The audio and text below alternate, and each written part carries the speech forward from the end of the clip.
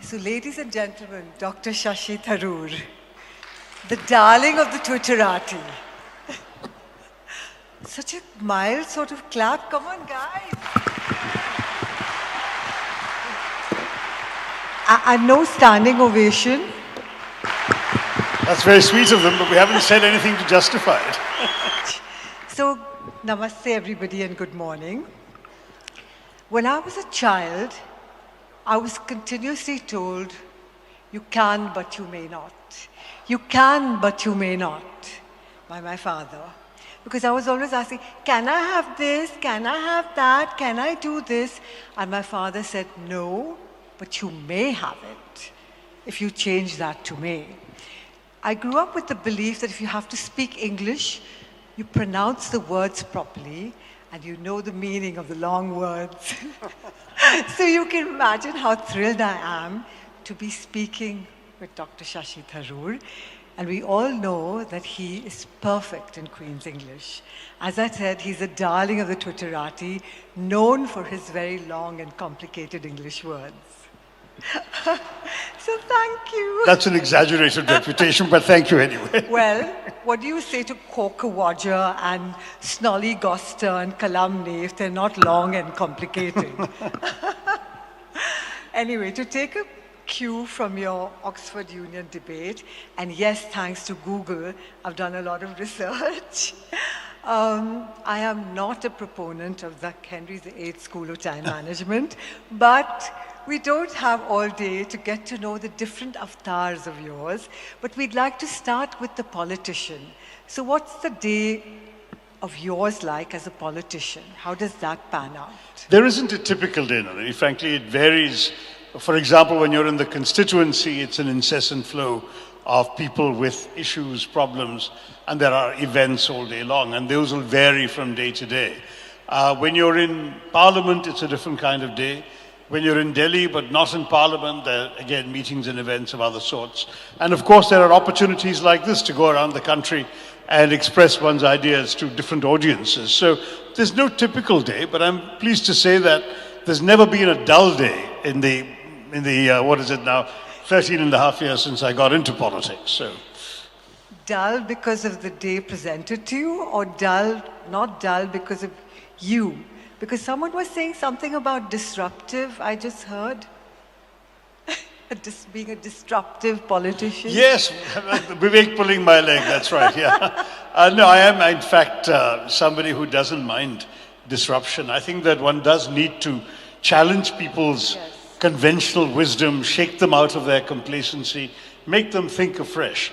I think the important thing is that everyone doesn't need to agree, but they just need different ways of looking at the possibilities.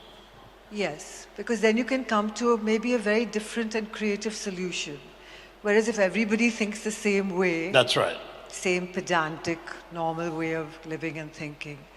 Okay. Conformity very rarely achieves anything. I mean, all change is brought about by people who are willing to disrupt. Wow, that's amazing. And that's why you do these one, like, comedian... That was just a one-off. It was just a, I think perhaps we are in India generally and in politics particularly a bit on the humorless side. We tend to take ourselves too seriously. So once in a while, the ability to laugh at yourself is good for the soul. I agree. And you remember Gandhiji was always, had a puckish sense of humor. Yes. And people around him too. So he would remember things like the British journalist asking him, "So, Mr. Gandhi, what do you think of Western civilization?" And he replied, "I think it would be a very good idea." Which I thought that was an excellent way of putting these kinds of thoughts in their place. And similarly, Sarojini Naidu would poke fun at Mahatma Gandhi, that famous line of, if only people realized how much it costs us to keep the Mahatma in poverty. That was about his traveling third class when half the train would be disrupted in the process.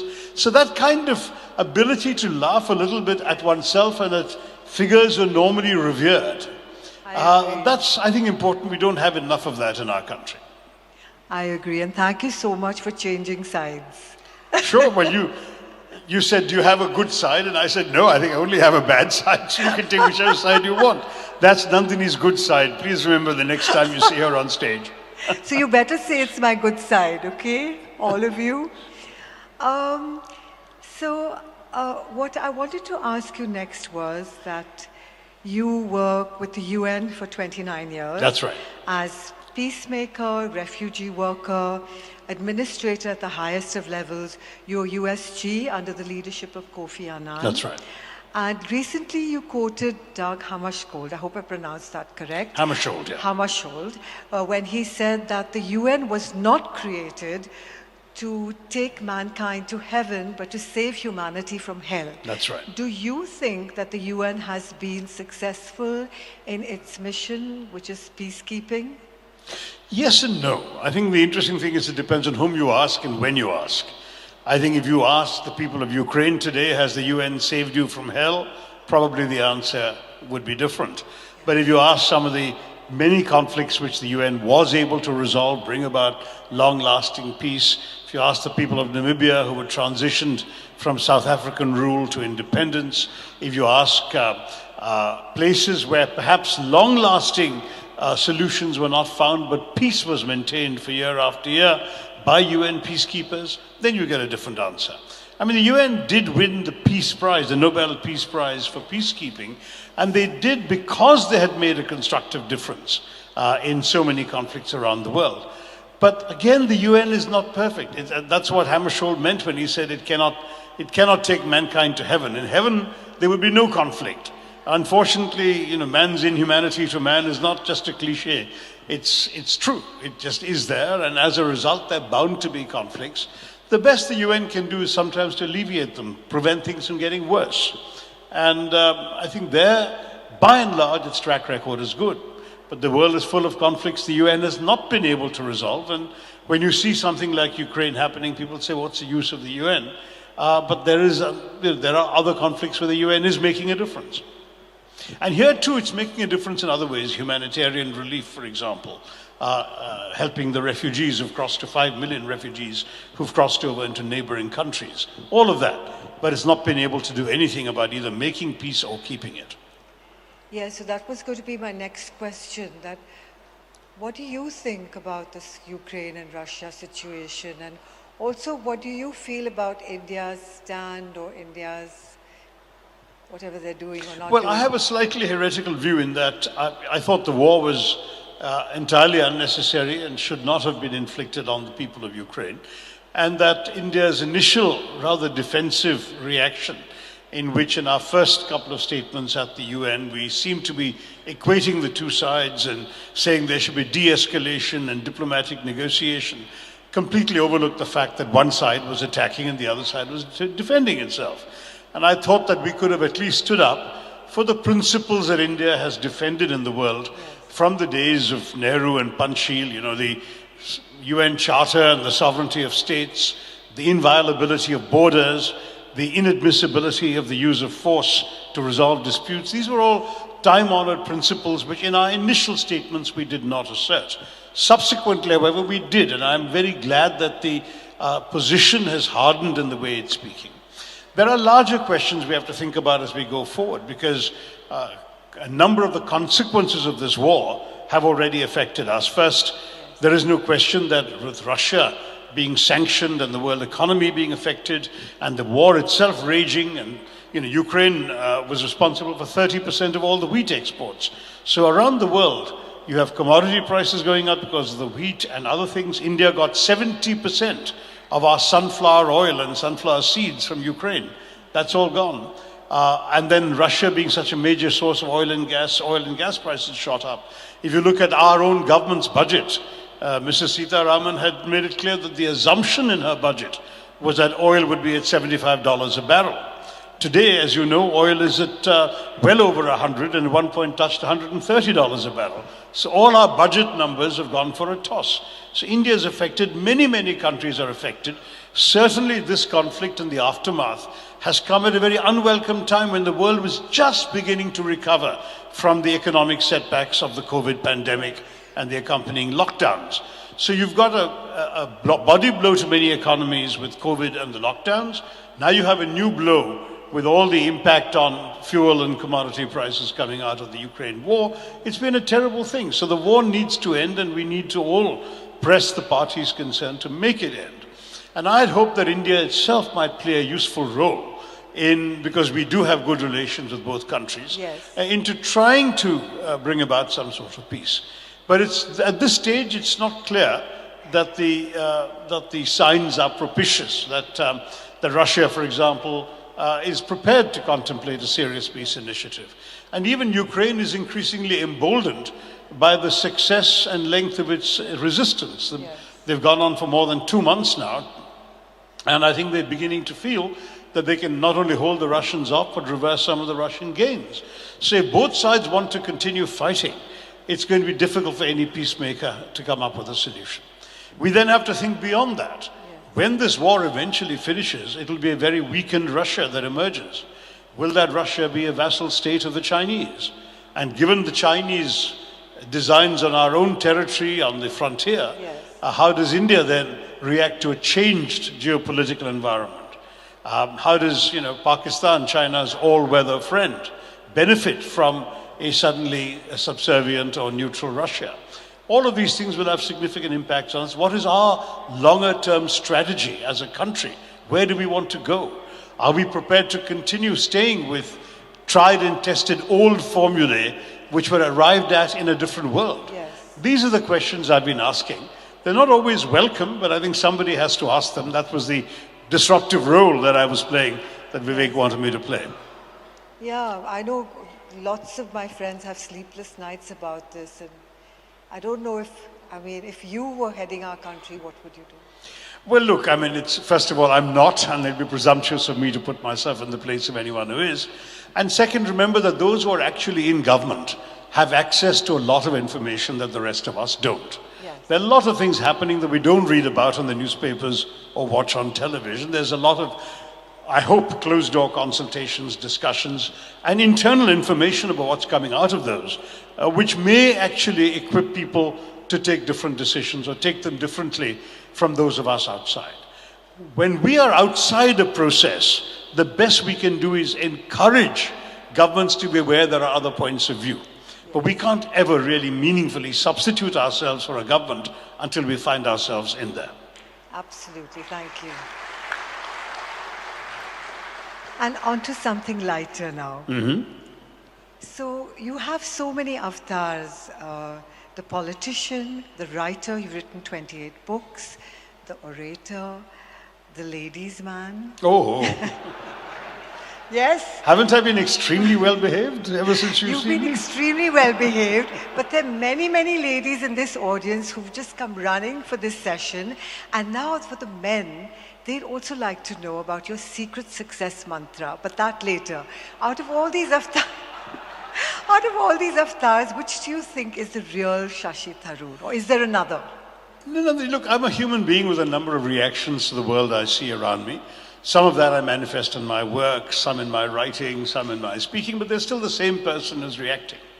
But I will say that I'm very acutely conscious of the transience of position. It was interesting to see the Rotary International President saying, only when somebody introduced his lady to me as the First Lady, and she said, no, First Lady is only for a year, I'm Rashmi. And I rather like that, Rashi. Yes. That's essentially the spirit. I tell myself all the time that I am already a former minister. One day I'll be a former MP. But I hope I'll never be a former writer. So I suppose that's where the best of me is available to the world, because it will last as long as I have a mind and the ability to put something in. Yes, so what is it that inspired you to become a writer? And you've written a satire, right, on the Mahabharata. Mm-hmm. And was that your best book? Some people seem to say so. Asking any author to name their best book is like asking any parent to name their favorite child. You can't, right? Every child is yours. You put everything, heart and soul into it. And that's the same with me, with each of my books. So when I'm writing a book, all of me, the best of me is in that book. Once it comes out, the world judges it. But then, as with a child, once it walks, you put it out, it has to find its own way in the world. And the same with books. But when you ask me what made me start writing, the honest truth is that the best answer was given by George Bernard Shaw almost 70, 80 years ago, when he said that I write for the same reason a cow gives milk. I mean, you can't ask a cow, why she's giving milk, right? It's inside the cow, it has to come out. And in a very real sense, the cow would be in pain if the milk didn't come out. Yes. And similarly, for me, the writing is as natural a form of self-expression as for some people their talking or their speaking might be. It just is who I am, and it just comes out spontaneously. I started writing stories and so on when I was a 6-year-old asthmatic child, bedridden in a home in Bombay, in the years before inhalers and also the years before other distractions like TV or mobile phones or computers. Yes. I read books for my entertainment, my escape, and my education. And when I ran out of books to read, I wrote. And really that just became very natural to me. To this day, I find myself instinctively turning to the written word. Nowadays, it's on a computer screen and a keyboard. Whenever I want to reflect on something that I feel matters to me. Okay, so it's intrinsically in your soul. Mm-hmm. Like आपका स्वाभाविक रूप है ये. स्वाभाविक रूप है, बिल्कुल. है ना? Mm-hmm. That's lovely. That's so lovely. So your books are your babies. Very much so. So when's your next book coming out? Well, I've been a little neglectful of my commitments. I was working on a short biography of Dr. Ambedkar, which was meant to be in time for the 75th anniversary of independence. I fear I won't get it done in time because there's so much now written about him and there's so much to read and be sure of before you can write about him, even if you're writing a short book. I'd like to make something of this extraordinarily complex life. I don't know how many of you are aware, for example, that the Indian with the most statues in the country after Mahatma Gandhi is Dr. Ambedkar. And during his lifetime, no one would have expected that. So in many ways, the legacy is what defines the way in which we think of the man. Quite extraordinary. Okay. So that's coming out next. Well, when I write it, when I have written it. Okay, so this one's for all the men in the audience. Take out your notepads and your pens. What is your secret success mantra? In life, generally, it's the same as most people have, which is never give up and persist, accept setbacks, because I think the ones who are psychologically unprepared for setbacks are the ones perhaps who don't succeed. If you feel that you will be knocked down by the blows of life, but you'll pick yourself up because you have faith in yourself, ultimately that's the right way forward. Okay. And remember that the best way really to succeed in life is to know yourself and know what you're capable of, and then don't let yourself down. In other words, if you can be the best version of you that you can possibly be, after nobody else can be you, so you just be, if you've known yourself well enough, you know how far you can challenge yourself, you know what you can do it, and ultimately I think the rest will fall into place. So that's the broader answer is be the best you that you can be. I love this. Be the best version you can be. Don't you think that deserves a very big clap?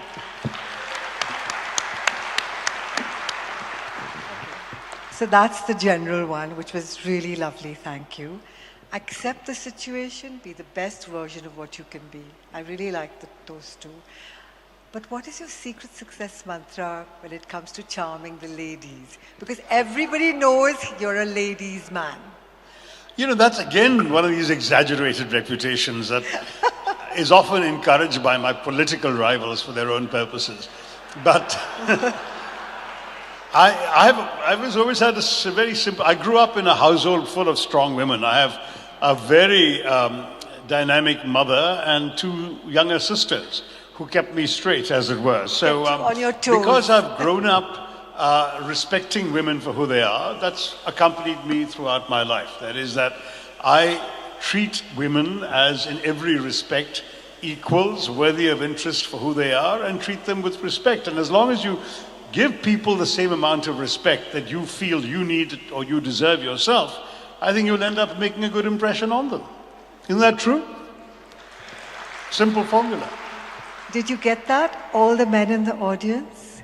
To treat women with respect and as equals.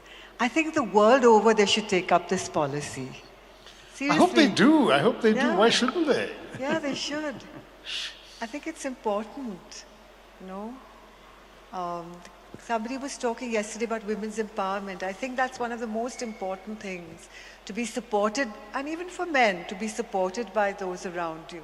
That's right, absolutely, yeah. I mean, all the jokes about behind every successful man is a woman telling him that he's wrong, things like that.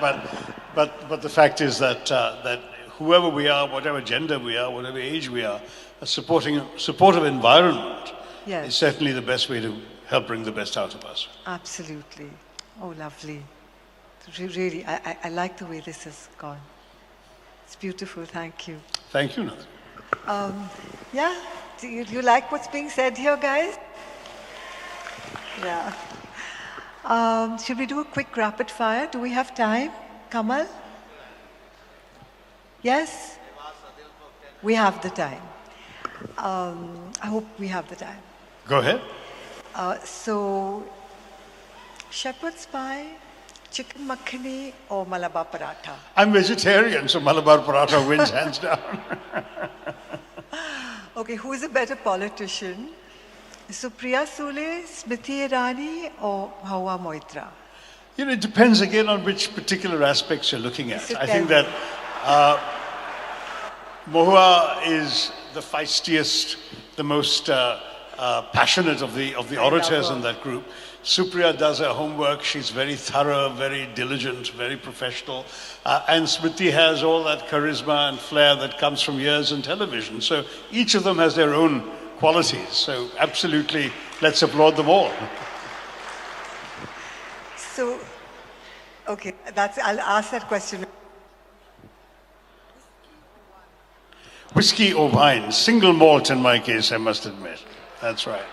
And not the very peaty kind, the mellow, smooth single malts. Okay. Troglodyte or millennial? Chocolate? Troglodyte. Isn't it Troglodyte or? Millennial. Millennial. Yes. Well, I suppose I'm a troglodyte since my troglodyte is a cave dweller.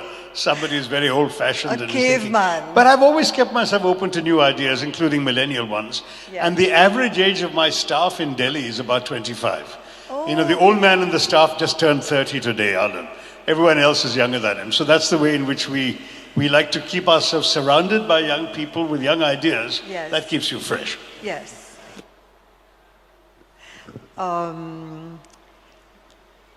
Queen's English or the Shashi Tharoor kind? I don't know. I think any language is intensely personal. I think the language you speak is yours. Yes. So I don't know what the Queen speaks. Haven't really met her, but I mean, the truth is that I speak the English that I was actually taught by very good teachers at Campion School, Bombay, and refined thereafter at St. Xavier's, Calcutta, and polished, if you like, it's in Stevens, Delhi. So to me, it's a very Indian English, but of an era in which perhaps I had a good year and I picked up the way I was taught rather than being unduly influenced by other accents or voices. I then went off to do graduate school in America and I never changed the way I spoke. I just continued speaking like this. I think it's lovely. So there you are. So yeah, to that degree, I think we speak our own English. Yes, it's unique. Everyone should be unique, right? Everyone? Yes. Very tepid and sort of quiet, yes. Everyone should be unique, shouldn't they? And we have one of the most unique people Everyone is here. unique, Nandini, I assure you. Yeah, everyone is unique. That's true. But many of us shy away from accepting that. That's true. Yeah.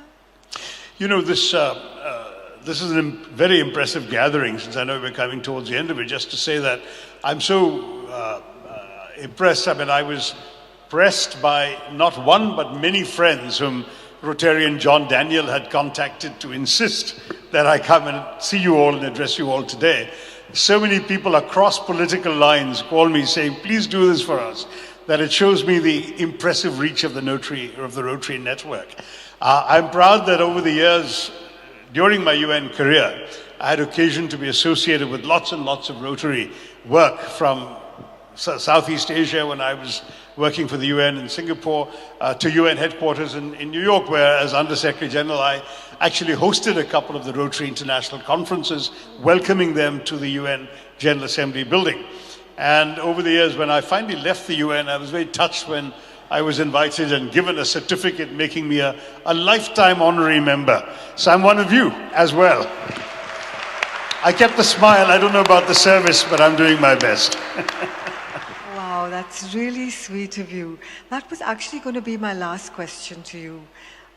What's the first thing that comes to your mind when you hear Rotary or see the word Rotary? No, seriously, I mean, I was very impressed with that service with a smile concept, and it stayed with the service before self as well. And the essential thing is ultimately all of you have your own activities, your own priorities, your own businesses, your own families.